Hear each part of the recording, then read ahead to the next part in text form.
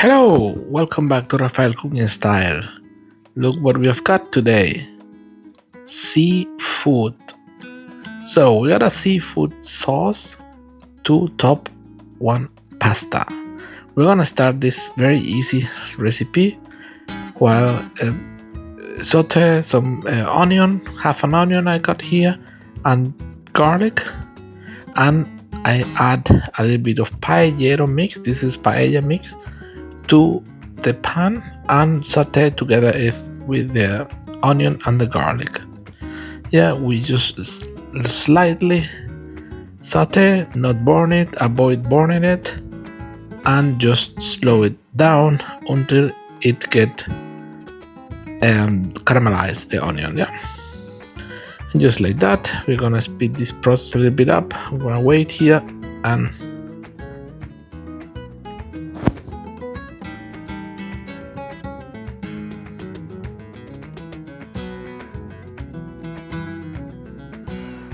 so now once caramelized, we're gonna add our tomatoes.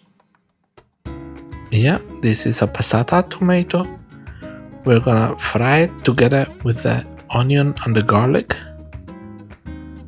to give it a little bit of heat to make it fried, kind of fried tomato we're gonna make. Yes, just quite easy, just like that. Once you see this thickness, consistency in the sauce, we add our Frutti di Mare.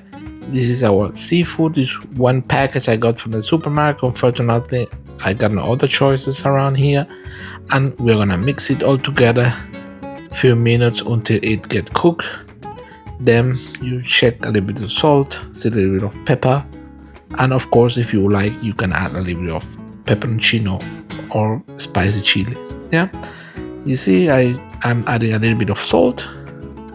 And then I will add also a little bit of pepper just to finish it up,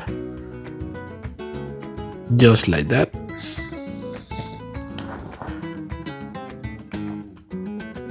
And my temperature lower down as I am almost ready to go. In the meantime, I was cooking my pasta. You see the pot there on the top left corner, sorry.